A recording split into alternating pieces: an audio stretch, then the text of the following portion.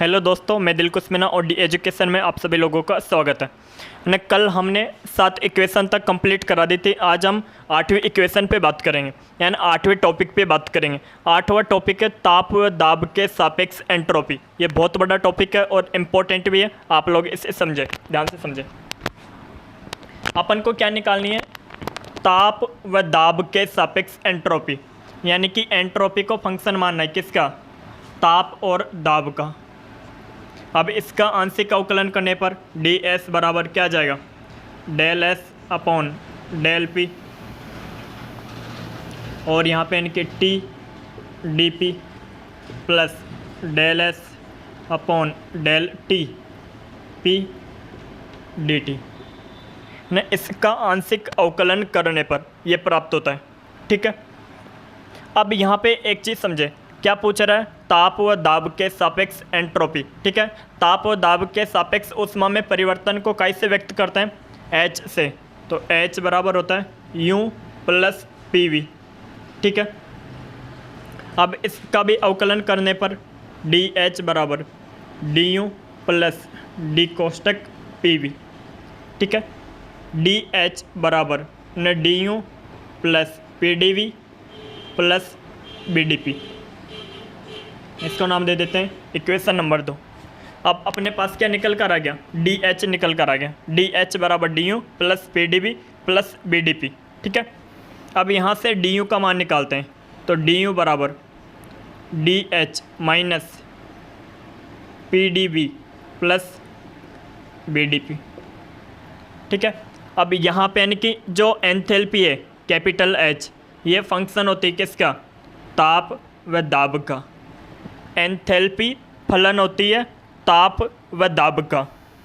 तो D H निकालो, वही तरीका, यानी कि del H upon del P न T D P plus del H upon del T P D T. इसको नाम दे दिया इक्वेशन नंबर 3। इसको नाम दे देते हैं इक्वेशन नंबर 4। इक्वेशन नंबर 4 से मान उठाकर समीकरण 3 में रख दो। तो रखते हैं, ने क्या आता है? डी यू बराबर del H upon del P T D P del H upon del T P D T minus P D V minus B D P. ध्यान से समझें, एंट्रोपी ताप व दाब का फलन होती है। तो इसको इस तरीके से लिख दिया आंशिक अवकलन के रूप में। अब यहाँ पे क्या दे रखा है? ताप व दाब के सापेक्ष एंट्रोपी में परिवर्तन पूछ रहा है। तो ताप व दाब के सापेक्ष ऊष्मा में परिवर्तन को किससे व्यक्त करते हैं? इन्हें कैपिटल एच से व्यक्त करते हैं। तो ये लिख दिया, इन्हें इसका अवकलन किया, तो ये आ गया अपने पास। और जो एंथैल्पी होती है वह ताप व दाब का फलन होती है। अब यहाँ से डी एच का मान उठाकर यहाँ पे रख दिया, तो ये अपने पास वैल्यू प्राप्त हो गई। ठीक है, यानी इसको नाम दे दो समीकरण 5। क्या नाम दे दिया? समीकरण नंबर 5। अब ऊष्मा गतिकी के प्रथम नियम से क्या होता है? किसी पदार्थ को दी गई ऊष्मा उस पदार्थ की आंतरिक ऊर्जा एवं किए गए कार्य के बराबर होती है। ऊष्मा गतिकी का द्वितीय नियम क्या कहता है? कि डी क्यू बराबर टी डी एस होता है। तो यहाँ से मान इसमें रख दो, टी डी एस बराबर D U plus P D B. यहाँ से डी यू का मान निकालेंगे। कैसे निकालेंगे? इसको इधर भेज दो, तो T D S minus P D B. यहाँ से अपन ने डी यू का मान निकाल लिया। क्या मान निकल कर आया? डी यू बराबर T D S minus P D B ना। ठीक है, सॉरी, हाँ सही है। इस मान को अपन ने यहाँ रख दिया, डी यू बराबर नो सॉरी। यहाँ पे क्या है? टी डी एस बराबर D U plus P D B. यहाँ से अपन मान निकालेंगे डी एस का, एंट्रोपी का। तो टी का नीचे भाग दे दो, D U upon T plus P upon T D B. इसका नाम दे देते हैं इक्वेशन नंबर 6। डी यू का मान अपन ने यहाँ निकाल रखा है, तो उस मान को उठाकर इसमें रख दो, तो डी एस बराबर आ जाता है 1/t, मैंने क्या गया del H upon del P T D P plus del H upon del T P D T और minus P D V minus B D P ने बी डी पी यहाँ पे यानी कि डी यू का मान रख दिया, ये 1/t है। अब ये लिखो प्लस p/t डी वी, ये मान आ गया। ठीक है, अब इसको खोलते हैं, तो डी एस बराबर न इसको खोलोगे तो 1/t ऐसे कैसे, यहाँ पे del H upon del P न टी और डी पी प्लस ना 1/t। अब यहाँ पे देख ध्यान से, नियत दाब पर ताप के सापेक्ष एंथैल्पी में परिवर्तन को Cp यानी कि नियत दाब पर ऊष्माधारिता से व्यक्त करते हैं। तो इसको अपन ऐसे लिख सकते हैं Cp dt, लिख दिया। यहाँ पे वही माइनस p/t, यहाँ पे t का भाग लग रहा है, t/ minus p/t dv minus b/t dp plus p/t dv। ये देखो ds बराबर 1/t del H upon del P, नियत ताप पर dp Cp/t दे रखा है, ये Cp/t है, dt और minus p/t dv minus b/t dp। अब ध्यान से सुने, ये वाली स्टेप और ये वाली स्टेप तो कट जाएगी, ये वाली स्टेप और ये वाली स्टेप कट गई, ये वाली स्टेप कट गई। तो यहाँ पे क्या मान आया, डी एस बराबर 1/t del H upon del P T D P plus C P D T upon T minus b/t D P. इसको थोड़ा खोल के रख देते हैं, Cp/t dt इधर लिख दिया इस वाले स्टेप को, और यहाँ से मैंने 1/t कॉमन ले लिया, यहाँ पे भी 1/t है, यहाँ पे भी 1/t है, और इसको इस तरीके से लिख दिया del H upon del P नियत ताप पर माइनस b और dp। इसको नाम दे देते हैं इक्वेशन नंबर 7। ठीक है, अब क्या करेंगे, ये वाली इक्वेशन आ गई। अब समीकरण 1 व समीकरण 7 की तुलना करेंगे। समीकरण 1 व समीकरण 7 की तुलना करने पर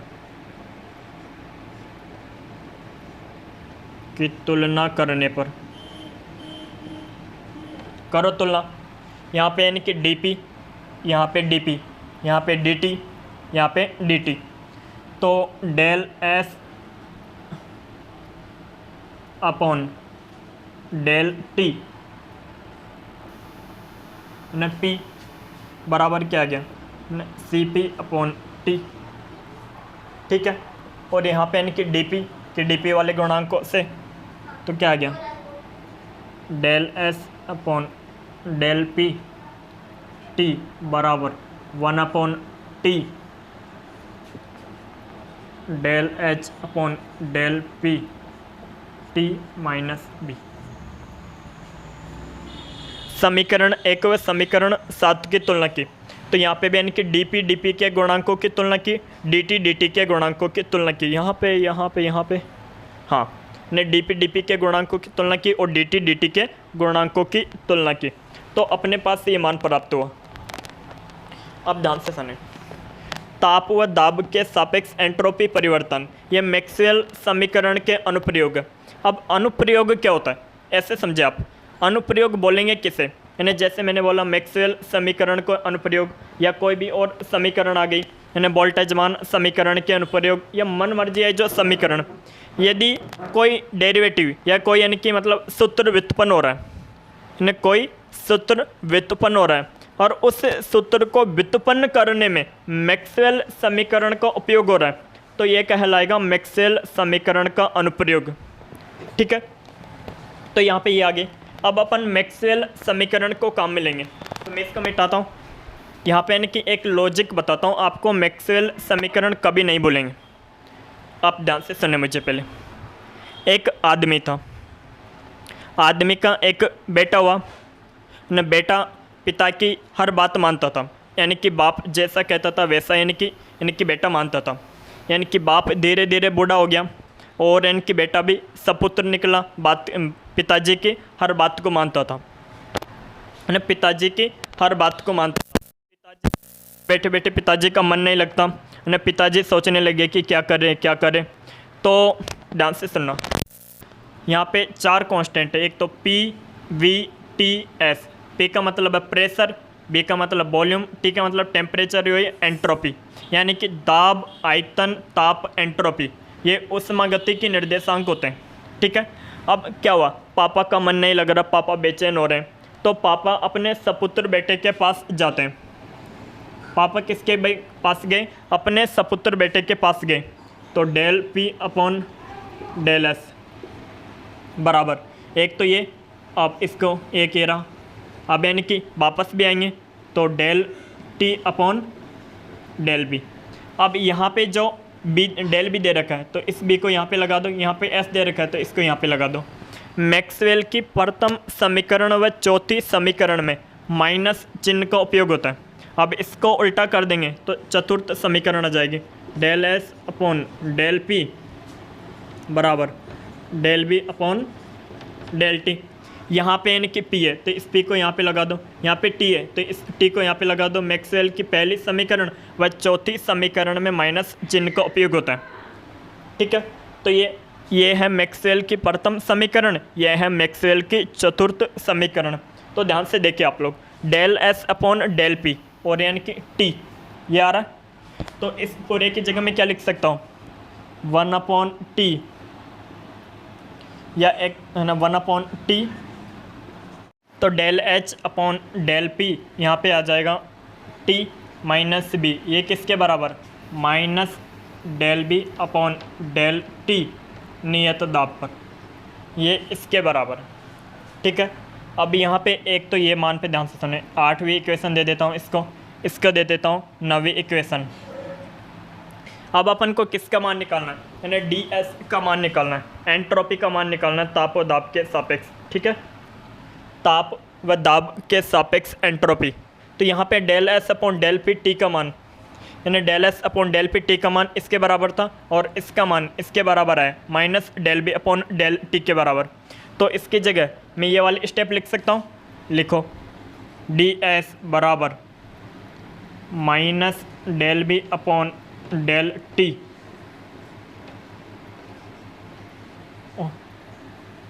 minus del B upon del T और एन की नियत दाब पर, यहाँ पे एन की DB ने DP प्लस यानी इसकी जगह क्या दे रखा है ने del S upon del T नियत दाब पर, यहाँ पे यानी कि del S upon del T नियत दाब पर क्या दे रखा है, ये न CP अपॉन T। ने कहीं गलती तो नहीं होगी, देख लो।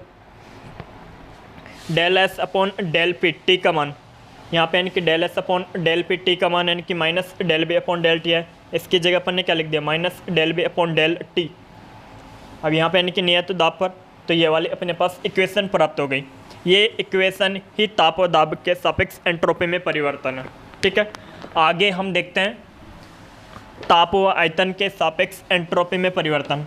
ये जो भी टॉपिक मैं पढ़ाता जा रहा हूँ, इन टॉपिक को साथ के साथ याद करते चले, इनमें से एक ना एक टॉपिक आएगा और वो 10 नंबर में आएगा। ठीक है, तो सेकंड टॉपिक है ताप व आयतन के सापेक्ष, आयतन के सापेक्ष। अब इसको मैं तेज गति से कराऊंगा, ने इसी तरीके का मेथड लगेगा न, ताप व आयतन के सापेक्ष एंट्रोपी। तो यहाँ पे क्या मानना है, एंट्रोपी को किसका फलन मानना है, ताप व आयतन का। तो S is function of V and T, वही करो, DS बराबर del S upon del B DB plus del S upon del T B DT। Equation number दे दिया 1। यहाँ पे यानी कि ताप व आयतन के सापेक्ष ऊष्मा में परिवर्तन को कैसे दिखाते हैं? नहीं, यूँ से दिखाते हैं। नहीं, किससे दिखाते हैं? यूँ से। तो यहाँ पे इनकी जो आंतरिक ऊर्जा होती है ये फंक्शन होती है किसका? ताप व आयतन का। निकालो यू, डी यू बराबर क्या गया? Del U upon del B T D V plus del U यहाँ पे यानी कि बी आ गया, तो यहाँ पे आएगा टी ना बी और यानी कि डी टी। ये आ गया इक्वेशन नंबर 2। अब उष्मा गतिकी का प्रथम समीकरण वही डी क्यू बराबर यानी कि डी यू प्लस यानी कि P D B. D Q बराबर क्या होता है? टी डी एस होता है, बराबर डी यू प्लस यानी कि P D B. D S का मान निकालना है, भाग दे दो टी का, D U upon T plus यानी कि P upon T D B. आ गया ना? डी यू का मान उठाकर यहाँ पे रख दो, तो डी एस बराबर 1 अपॉन टी और del U upon del B T D V plus del U upon del T D T. ये आ गया, इस मान को यहाँ पर रख दो, बटा P upon T D V. ये आ गया। अब देखो यहाँ पे डी एस बराबर अंदर रखो 1 upon T del U upon del B T D V plus del U upon del T, लेकिन यहाँ पे 1 अपॉन टी प्लस न पी अपॉन टी और डी वी। अब ध्यान से देखना, नियत आयतन पर ताप के सापेक्ष आंतरिक ऊर्जा में परिवर्तन। नियत आयतन पर ताप के सापेक्ष आंतरिक ऊर्जा में परिवर्तन यानी कि स्थिर दाब पर ऊष्माधारिता के स्थिर आयतन पर ऊष्माधारिता के बराबर होता है। नियत आयतन पर ताप के सापेक्ष नियत आयतन पर ताप के सापेक्ष आंतरिक ऊर्जा में परिवर्तन ऊष्माधारिता के बराबर होता है। तो डी एस बराबर यहाँ से ये वाली स्टेप न सी वी अपॉन ये टी 1 अपॉन टी है न डी टी प्लस, अब ध्यान सुनना, यहाँ पे भी डी वी आ रहा है, यहाँ पे भी डी वी आ रहा है, यहाँ पे भी 1 अपॉन टी आ रहा है, इसमें भी 1 अपॉन टी आ रहा है। तो यहाँ पे तो मैंने ले लिया 1 अपॉन टी को common, del U upon del B न टी प्लस पी ये डी वी। डी एस बराबर C B upon T D T plus 1 upon T del U upon del B T plus P D B. इसको equation number दे दो नाम 3। अब क्या करेंगे? समीकरण 1 व समीकरण 3 की तुलना करने पर 1 व 3 की तुलना करें, करते हैं। यहाँ पे देखो हमने डी टी वाला, तो del S upon del T B, इसकी जगह क्या रहा है? सी बी अपॉन टी, यानी कि डी टी व डी बी के गुणांकों की तुलना करेंगे। डी टी व डी वी के गुणांकों की तुलना करने पर, तो यहाँ पे डी टी का गुणांक ही आ रहा है, तो del S upon del T B, और यहाँ पे डी टी का गुणांक सी बी अपॉन टी।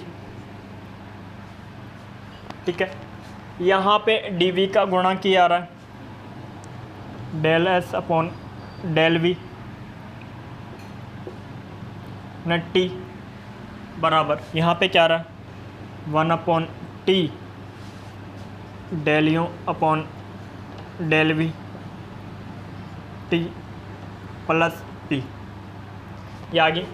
तो del S upon del T और नियत आयतन पर ये माना है, del S upon del B नियत ताप पर ये माना है।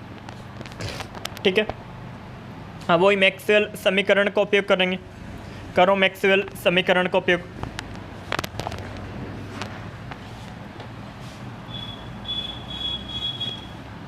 मैक्सवेल की 4 समीकरण निकालने का तरीका, पी वी टी एस, यानी कि पापा सपुत्र के पास गए, तो del P upon del S पापा सपुत्र के पास गए और इनकी सपुत्र के सपुत्र से टीवी लेकर आए, तो del T upon del V. Maxwell की प्रथम समीकरण व चतुर्थ समीकरण में माइनस चिन्ह आता है, यहाँ पे भी माइनस चिन्ह, del S upon del P बराबर del V upon del T. यहाँ पे बी है तो यहाँ पे बी, यहाँ पे एस है तो यहाँ पे एस, यहाँ पे पी है तो यहाँ पे पी, यहाँ पे टी है तो यहाँ पे टी।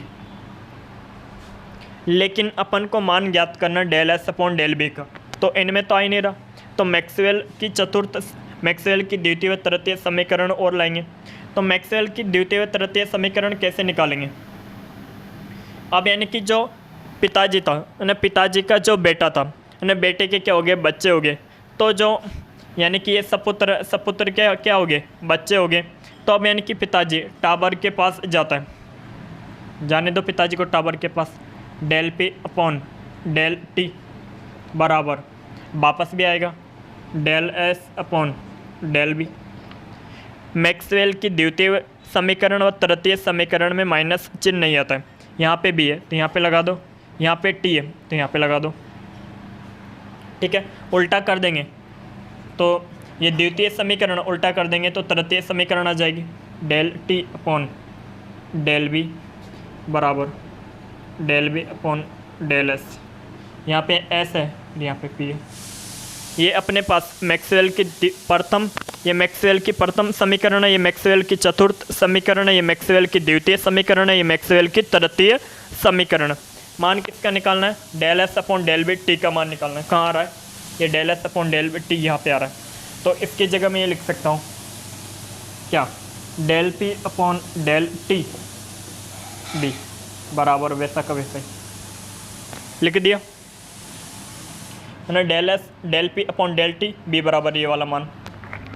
अब कुछ नहीं करना, इन मानों को उठाकर यानी कि समीकरण 1 में रखेंगे। इन मानों को उठाकर समीकरण 1 में रखने पर तो डी एस बराबर del S upon del T नियत आयतन पर, इसकी जगह क्या रहा, C B upon T D T, ये वाली स्टेप का मान। ने इस वाले स्टेप की बात की जाए, del S upon del B T, del S upon del B T, इसकी जगह क्या लिखेंगे, del P upon del T B, और यहाँ पे यानी कि क्या दे रखा है, डी बी। तो ये देखो, ये ताप है, ये आयतन है, तो ताप व आयतन के सापेक्ष ने क्या, ताप व आयतन के सापेक्ष एंट्रोपी में परिवर्तन आ गया। ये ताप है, ये आयतन है, तो ताप व आयतन के सापेक्ष एंट्रोपी में परिवर्तन आ गया।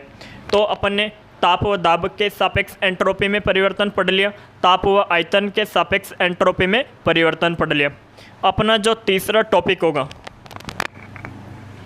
वो होगा आदर्श गैस में एंट्रोपी परिवर्तन।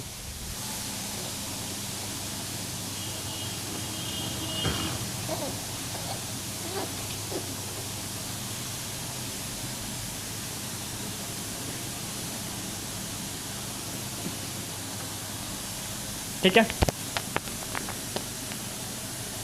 आदर्श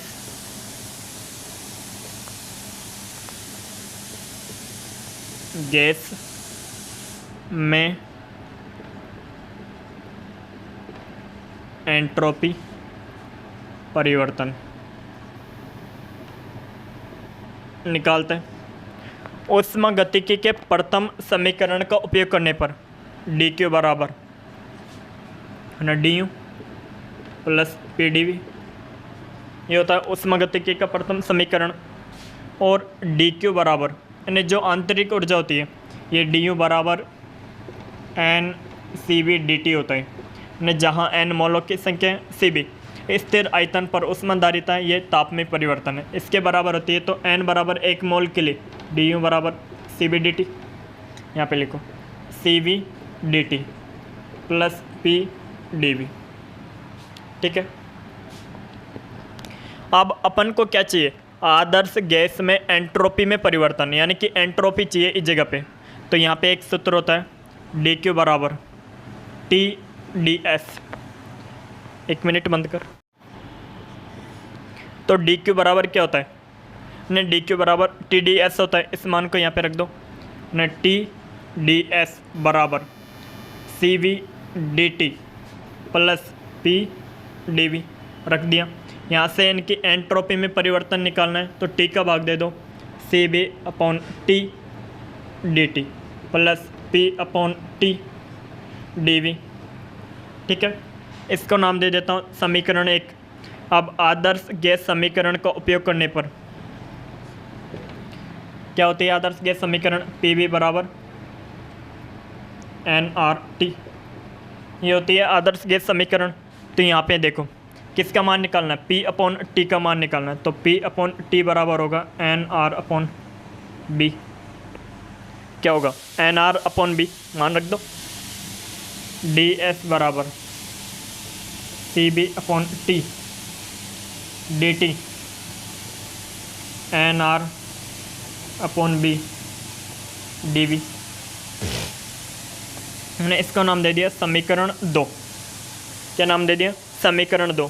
अब समीकरण 2 का समाकलन करने पर, समीकरण 2 का समाकलन करने पर इसका समाकलन करेंगे डी एस का, है ना, सी बी 1/t न डी टी का समाकलन करेंगे प्लस एन आर कॉन्स्टेंट होता है, बाहर आ जाएगा डी बी अपॉन बी।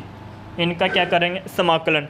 इसकी लिमिट मान लेते हैं S1 से लेकर एंट्रोपी S2 तक है, तापमान T1 से लेकर T2 तक है, आयतन B1 से लेकर B2 तक मान लेता हूँ। करते हैं सॉल्व। तो यहाँ पे कितना जाएगा ना, S और S1 से S2 बराबर न C V log T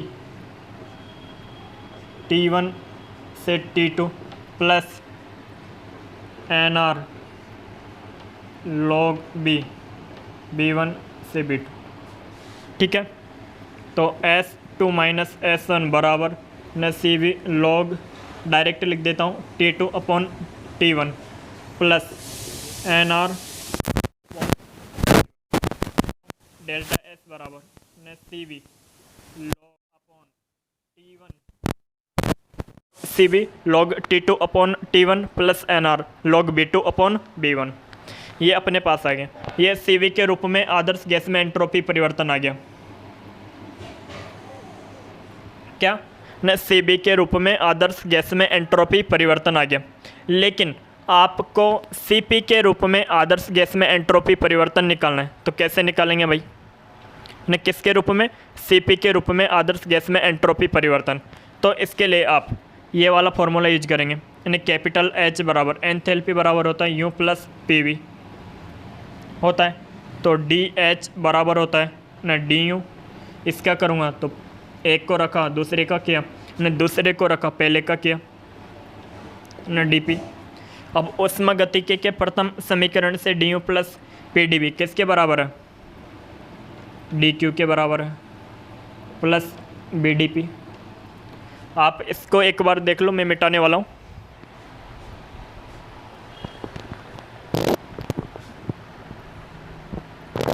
P D we होता है तो अपन को डी एच बराबर डी क्यू क्या होता है? टी डी एस उष्मागतिकी के द्वितीय समीकरण से ने पी डी वी। तो यहाँ पे यानी कि इसका मान निकालते हैं, टी डी एस बराबर होगा D H minus P D V, sorry P D V नहीं, B D P, B D P, B D P. ठीक है, यहाँ से डी एस का मान निकालूंगा तो D H upon capital T minus B upon T D P. D H का मान जो होता है वो होता है न सी पी डी टी।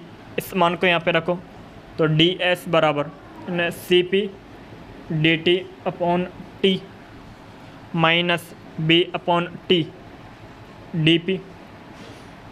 अब आदर्श गैस समीकरण का उपयोग करेंगे वही, पी वी बराबर एन आर टी। यहाँ पे बी अपॉन टी का मान निकालना है तो एन आर अपॉन क्या आ जाएगा? पी। यहाँ पे लिख दो डी एस बराबर न C P D T upon T minus N R upon P D P. आ गया। अब इसमें भी वही तरीका, यानी कि इसका समाकलन करेंगे न, क्या करेंगे न, समाकलन करेंगे। वही लिमिट S1 से S2, यहाँ पे यानी कि ताप की लिमिट लेनी है T1 से T2, दाब की लिमिट लेनी है P1 से P2। करते हैं तो क्या आ जाएगा, S2 माइनस S1 बराबर आ जाएगा न CP log T2 upon T1 minus NR log P2 upon P1।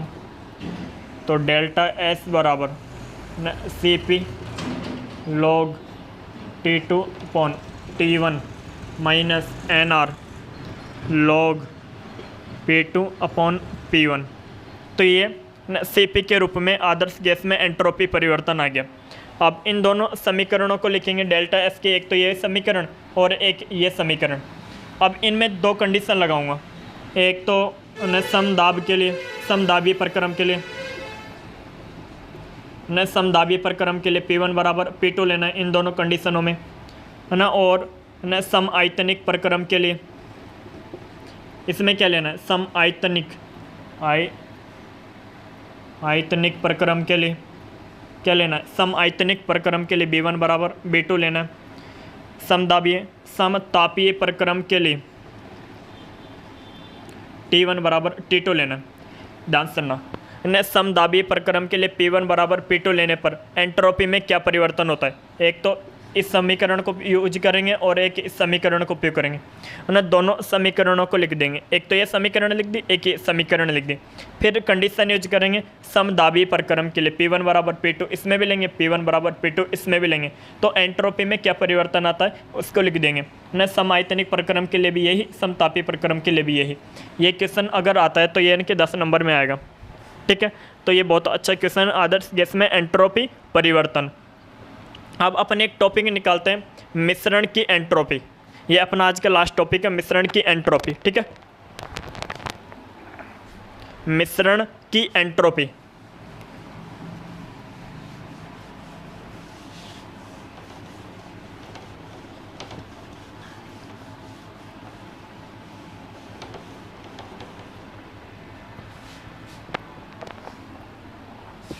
तो आदर्श गैस के मिश्रण की एंट्रोपी, टॉपिक लिखो आदर्श गैस, आइडियल गैस के लिए आदर्श गैस के मिश्रण की एंट्रोपी।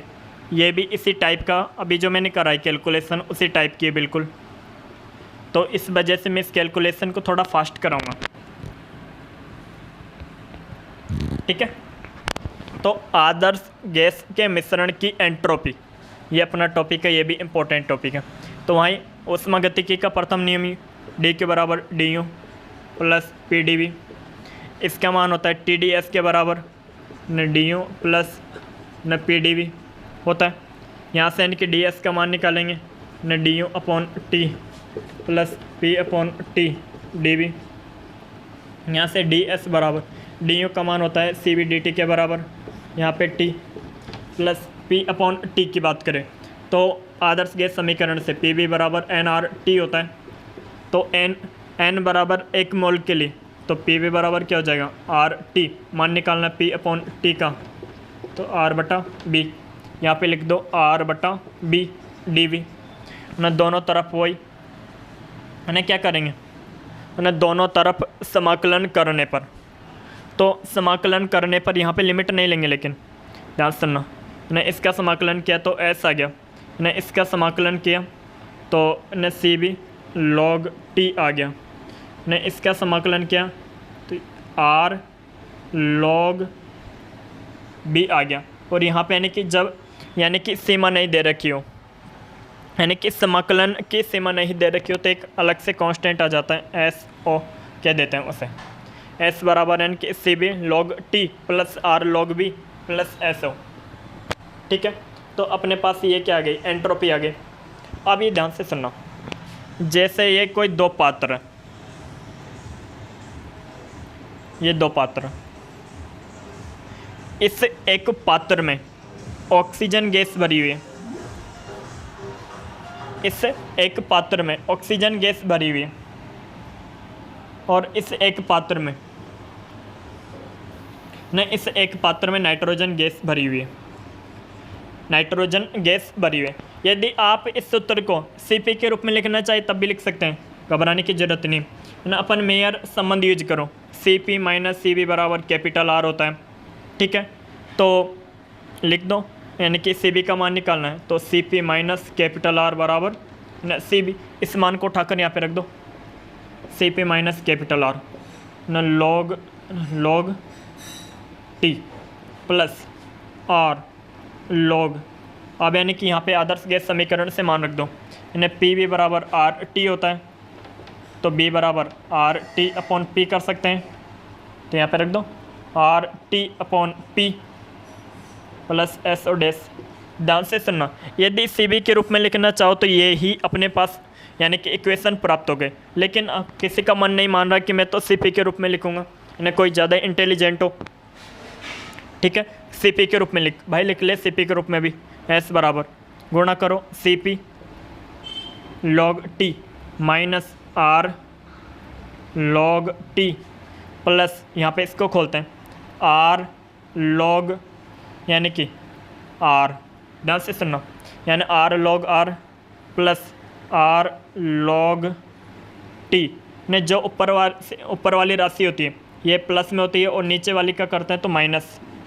यहाँ पे ऐसे समझो कि जैसे R को कॉमन लूँगा, फिर यानी कि log RT, फिर मैं लिखूँगा माइनस log P, फिर यानी कि RT को अलग अलग करेंगे, जैसे log mx का होता है log m plus log mx का क्या होता है log mn x का mn, log mn का मानो, आप तो ऐसे समझो log mn बराबर होता है log m plus log n, यही मैं काम यहाँ पे कर रहा हूँ।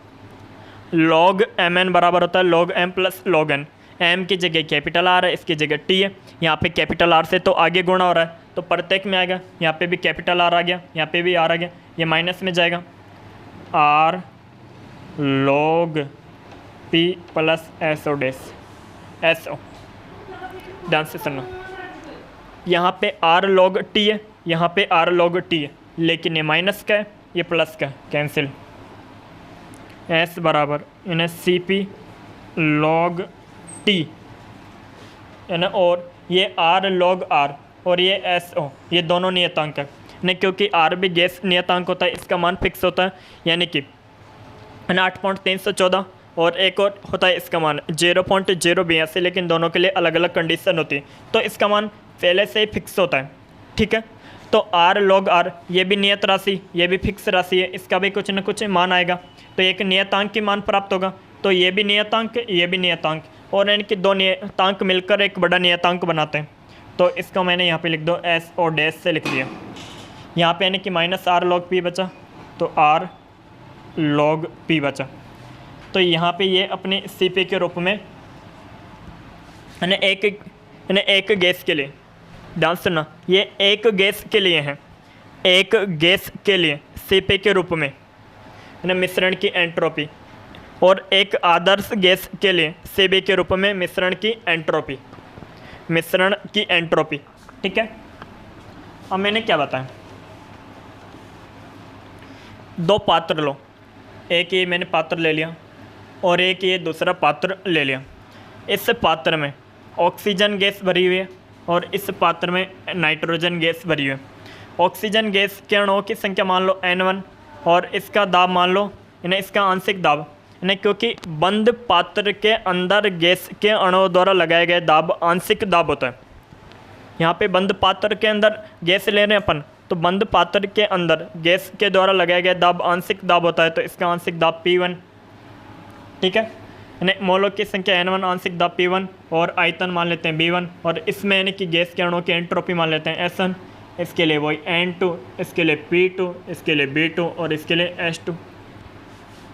अब यानी कि कुल, अब यहाँ पे यानी कि गैस भरी हुई,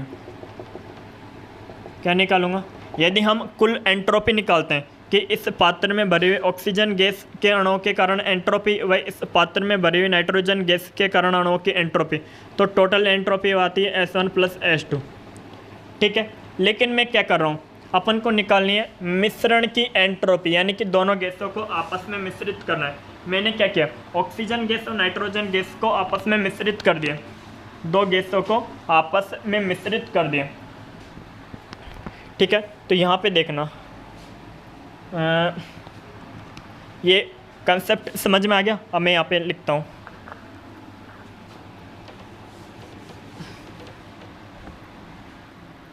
एंट्रोपी का ये सूत्र है S बराबर एन CP log T माइनस R log P plus SO dash. ठीक है, अब यानी कि मुझे क्या निकालनी है, मिश्रण की एंट्रोपी। तो मैं समेसन लगा देता हूँ यहाँ पे। अब यानी कि देखना, ये एक गैस के अणु के कारण एंट्रोपी है ना। अब इस गैस के अणुओं की संख्या मान लेते हैं N1, तो यहाँ पे लिख दिया N1 CP log T माइनस R log P plus SO dash. ठीक है, यदि दूसरी गैस है ना, दूसरी गैस के अणु, ये एक गैस के कारण ये थी एंट्रोपी। ठीक है, मान लेता हूँ अपन ने कि दो गैसें मानी थी, एक तो ऑक्सीजन मानी थी, एक N2 मानी थी, है ना। ऑक्सीजन गैस के अणुओं की संख्या N1, तो ऑक्सीजन गैस एक अणु की एंट्रोपी पता है अपन को, क्या पता है, एक अणु की एंट्रोपी पता है। यदि उस एंट्रोपी को कुल अणुओं की संख्या से गुणा कर दूंगा तो पूरे बंद पात्र में एंट्रोपी पता चल जाएगी मुझे। ठीक है, अब यानी कि नाइट्रोजन गैस के अणुओं की संख्या N2, तो इसके यानी कि उस बंद नाइट्रोजन वाले बंद पात्र में न कुल एंट्रोपी हो जाएगी CP log T माइनस R log P plus SO dash, है ना। ऐसे हम यानी कि ज़रूरी थोड़ी है कि दो गैसें ले, बहुत सारी गैसें मान सकते हैं, यानी कि 3 गैसें ले सकते हैं, 4 गैसें ले सकते हैं, 5 गैसें ले सकते हैं, बहुत सारी गैसें ले सकते हैं। तो S बराबर न समेसन, यहाँ पे लिख देता हूँ N, न कितनी भी गैसें ले सकते हैं, यानी कि 5, 10, 8, 15 कितनी भी गैसें ले सकते हैं अपन। तो S बराबर N की समेसन N न CP log T माइनस R log P plus SO dash. ध्यान से सुनो, यहाँ पे जो P आया था ये ध्यान रखना, ये P क्या है, आंशिक दाब। ये क्या है, आंशिक दाब। यहाँ पे P क्या है, आंशिक दाब। और आंशिक दाब बराबर क्या होता है, आंशिक दाब बराबर होता है कुल दाब गुणा मोल भिन्न, गुणा मोल भिन्न। यहाँ पे ये दाब कौन सा है, आंशिक दाब, और आंशिक दाब बराबर होता है कुल दाब गुणा मोल भिन्न। तो यहाँ पे S बराबर N CP log T माइनस R, यहाँ पे N आंशिक दाब की जगह यानी कि कुल दाब, यानी कि कैपिटल P से दिखा देता हूँ और मोल भिन्न को X से दिखा देता हूँ, प्लस SO डैश। ठीक है, खोलते हैं इसको। तो S बराबर समेसन N न CP log T माइनस R log P, ये कुल दाब। अब क्या है, कुल दाब minus R log X plus SO dash. ये क्या है, आदर्श गैस के मिश्रण की एंट्रोपी। ये क्या है, आदर्श गैस के मिश्रण की एंट्रोपी। आदर्श गैस के मिश्रण की एंट्रोपी। सॉरी, मैंने थोड़ी सी मुझसे गलती हो गई। क्या गलती हो गई, मैंने कुछ गलत बोल दिया, ध्यान से समझना। ये क्या है, मैं बोल रहा हूँ बार बार मिश्रण की एंट्रोपी, यानी कि मैंने एक बंद पात्र लिया था, उस बंद पात्र में ऑक्सीजन गैस ली थी अपन ने, ऑक्सीजन गैस के अणुओं की मानी थी एंट्रोपी, ऑक्सीजन गैस के अणुओं की संख्या मानी थी N1, और उस ऑक्सीजन गैस के कारण जो बंद पात्र में एंट्रोपी का मान निकल कर आया ये था। ठीक है, अब यानी कि दूसरा बंद पात्र लिया था, दूसरे बंद पात्र में नाइट्रोजन के अणुओं की संख्या थी N2। ठीक है, अब यानी कि एक अणु के कारण एंट्रोपी थी ये। ठीक है, तो यानी कि उस बंद पात्र की टोटल एंट्रोपी आ गई अपने पास। अब ये एंट्रोपी तो अपने पास एक इस तरीके से आ गई, S बराबर एक तो S1 प्लस S2, यानी कि पहले बंद पात्र की एंट्रोपी और ये दूसरे बंद पात्र की एंट्रोपी। तो ये एंट्रोपी तो कुल एंट्रोपी होती है, क्या होती है, ये एंट्रोपी कुल एंट्रोपी है। और ये जो एंट्रोपी अपने पास आई है ये एंट्रोपी मिश्रण की एंट्रोपी नहीं है, ये मैंने गलत बोल दिया, इसके लिए मैं आपसे माफ़ी चाहता हूँ। ये जो एंट्रोपी आई है अपने पास ये कुल एंट्रोपी है। ये क्या है, कुल एंट्रोपी। अब अपन को क्या निकालना है, मिश्रित एंट्रोपी या मिश्रण की एंट्रोपी। तो कैसे निकालेंगे मिश्रण की एंट्रोपी, ध्यान सुनना। ये तो अपने पास यानी कि कुल एंट्रोपी आई है ने, क्या है कुल एंट्रोपी ने, कुल एंट्रोपी, ठीक है। अब मैं निकाल रहा हूँ मिश्रण की एंट्रोपी, हमें निकालनी है मिश्रण की एंट्रोपी। तो ये आती है भिन्न भिन्न दाब पर,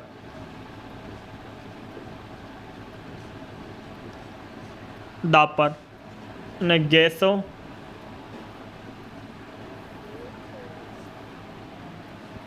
भिन्न भिन्न दाब पर गैसों की एंट्रोपी का योग,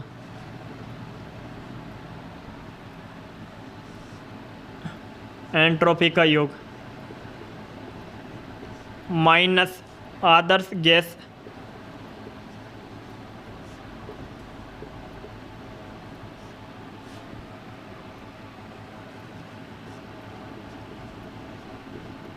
की एंट्रोपी, है ना, आदर्श गैस की एंट्रोपी। तो मिश्रण की एंट्रोपी क्या आती है, भिन्न भिन्न दाब पर गैसों को, नहीं, भिन्न भिन्न दाब पर गैसों की एंट्रोपी का योग माइनस आदर्श गैस की एंट्रोपी, माइनस आदर्श गैस की एंट्रोपी।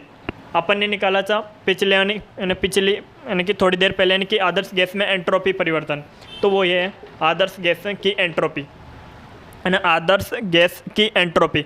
तो देख ये P1 दाब पर यानी कि गैस को यानी कि P1 दाब के लिए थी ये एंट्रोपी, ये P2 दाब के लिए एंट्रोपी आई थी। तो भिन्न भिन्न दाब पर गैसों की एंट्रोपी का योग, ये अपने पास योग आ गया।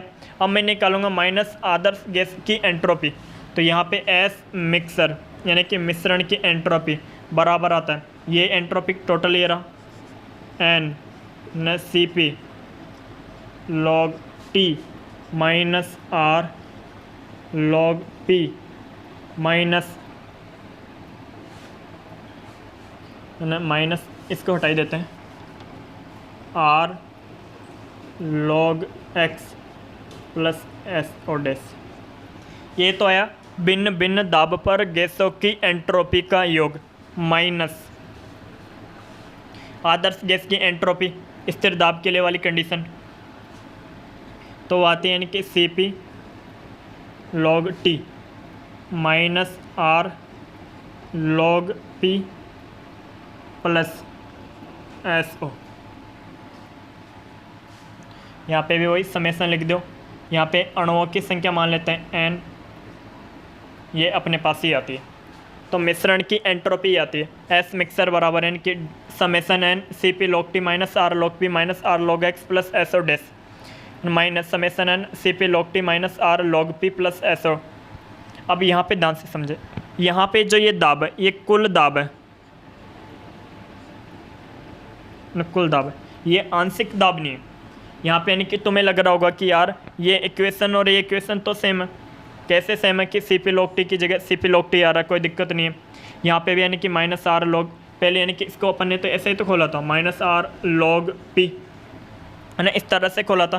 तो यहाँ पे जो है ना P की जगह ये कैसा दाब था, आंशिक दाब, है ना, आंशिक दाब था। आंशिक दाब के कारण ये इक्वेशन प्राप्त हुई। यहाँ पे जो ये दाब है ऑलरेडी कुल दाब है ना, कैसा दाब है, कुल दाब है। तो ये आती है अपने पास मिश्रण की एंट्रोपी। आज के लिए इतना ही काफ़ी, बीच में मुझसे थोड़ी सी दिक्कत हो गई थी, गड़बड़ी हो गई, उसके लिए मैं आपसे माफ़ी मांग चाहता हूँ। बाकी हम कल के वीडियो में मिलेंगे, जब तक के लिए जय हिंद साथियों।